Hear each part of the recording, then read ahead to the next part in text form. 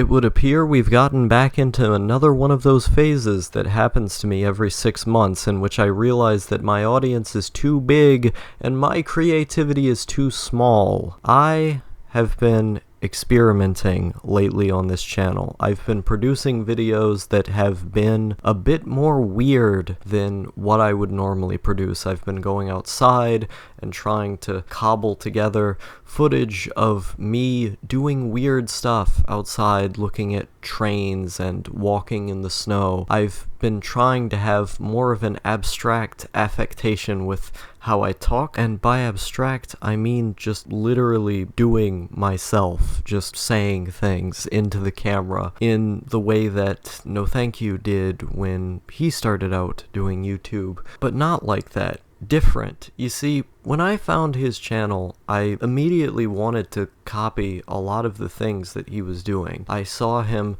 randomly recording the wall and talking into the camera, and I thought I might as well do the same thing because rawness and authenticity are the core of what I value on this YouTube channel here, and he's doing that to the furthest extent he can by just pulling out his camera at any time and saying words into it. I was immediately infatuated by this style of video. However, after about 5 months of me doing this style of video, I began to realize I was doing it too much, and I wanted to switch back to something else. So I started recording the videos just like this, in front of my microphone or in front of my phone and putting an image on the screen, as I used to in summer-ish of 2018, and times before that, I guess. And I wanted to experiment even more from there. I wanted to go outside, go out into the real world, and find out what a real-world vlogger would be like. And I came back a real-world vlogger, knowing what it would be like. These little patterns, these little tendencies that I recognize in how I talk, what I do, what I create, what's edited around them, how they're done, these things are constantly in motion. And I try to recognize that they're constantly in motion. I try to keep them in motion to keep me from stagnating into one particular content style, talking about one particular thing, and so forth, while also tapping into what makes my channel unique, I hope. And now that it's December and November, I look back at the other videos that I've produced in December and November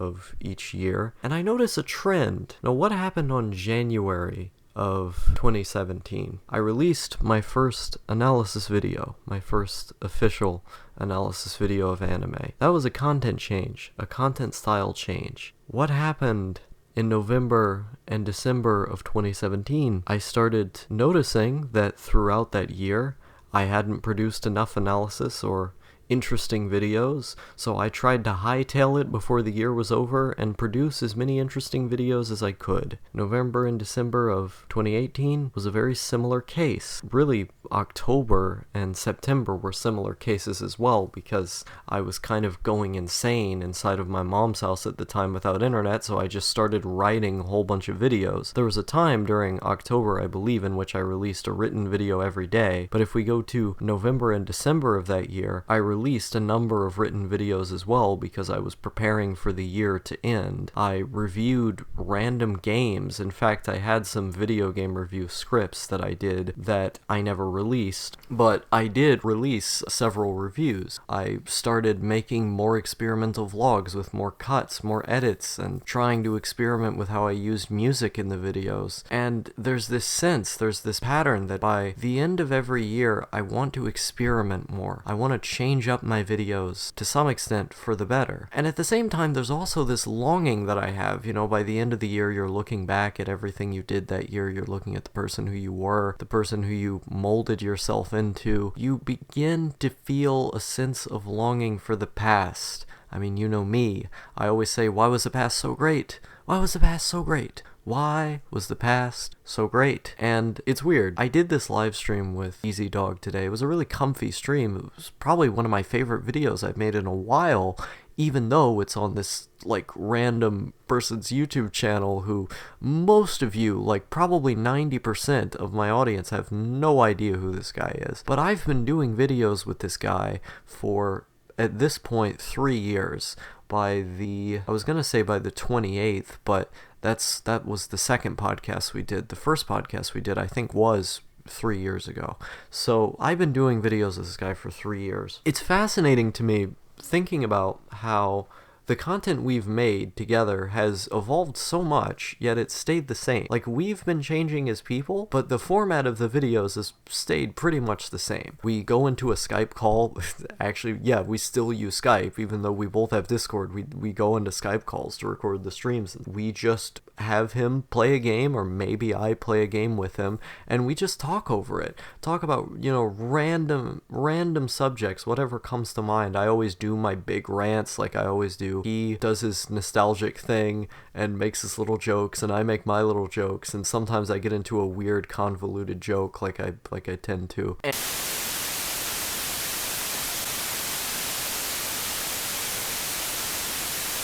Hey, listen. Donald Trump is a good man. He is helping me become the Christmas ninja I've always wanted to be at very low pay. I get pennies a day, but still, without him, I would not have this career opportunity. I used to be a coal miner in West Virginia. That was my job. And then Donald Trump came down on high. And he fell down from the sky. I don't really know what that was about. That was like some Death Note shit. But he fell down from the sky, and he gave me the ninja suit. And he told me, Outlaw, you have to be the Christmas ninja. This coal mining business is going out. It's this old hat. Hillary Clinton destroyed your mine. And what I need you to be is the Christmas ninja for me all year round. Do you have like an entire clan of Christmas ninjas? Not yet. I mean, I was in the clan, but not the clan you're thinking of. So, Oh, jeez. And there goes the stream. It's taken down. See, I've been trying to recruit my clan brethren into the Christmas Ninja thing, but they're not so into Asian cultures, so it's been kind of hard. Okay, I don't know how the bomb guys are gonna be lured by me. Okay. They just explode when I get near them. Trying to get near them, but... And the format's pretty much the same, but we change so much as people. It's like this little time capsule where the more things change, the more they stay the same. Or the more we change as people, the more we also come back to do these little streams. And I think that's really fascinating, that as each year goes by, we continue doing these little videos together, even though only we really care about it. No one really watches them. DZ Dog's audience has just kind of gone down as time has gone by, and I don't really do much to promote them. I think that'll probably change pretty soon, but we do these things because they're fun. It just reminded me, why is it that some of my best memories on the internet are doing those streams with him, where there's these random little moments where, for instance, when we were playing Thug Pro together like 2 years ago now almost.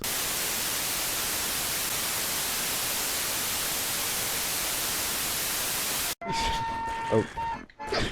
You said Black People Soul Group, so I assume Jackson 5? Okay, sure. Because, all black people just sound soulful by nature. Oh yeah, they just all sound alike. Yeah, I mean, they're do. basically the same person. Exactly. You agreed to that? No, yeah, all black people sound deadpan and robotic and dead inside, like me. Yeah, I mean, they're dead inside because they just have too much rights. They've basically taken over. Shit. Here we go. Uh-oh.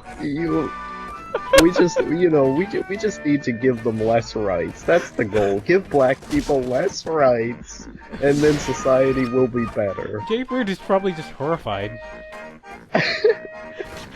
What have I stumbled into?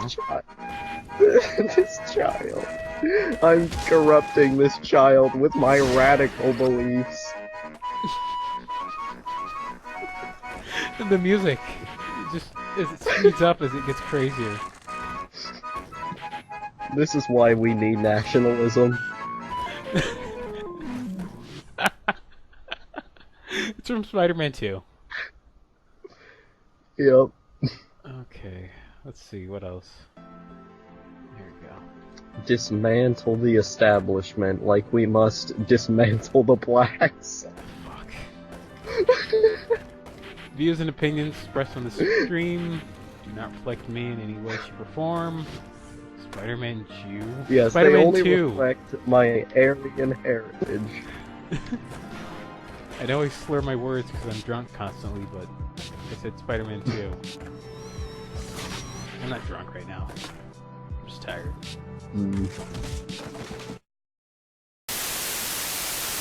There was this kid, Jay Bird, he just showed up on the live stream, and he was playing Thug Pro. He was just this random kid who liked Tony Hawk. And I was sitting in there going on like a hateful, like anti-Semitic rant, which was really funny, but he had no idea who I was. He had no idea who DZ Dog was. And I was just here going on and on with this Jewish question stuff. He just had to sit there and listen to me rave on and on. It's little moments like that, freaking out that kid who just wanted to show up on this Toy Story level of this fucking Tony Hawk game, and to find this random ass guy who sounds like he's going insane on a live stream. It's little things like that that I never forget because they were so special at the time. You know, playing Thug Pro with him on a Let's Play on a stream.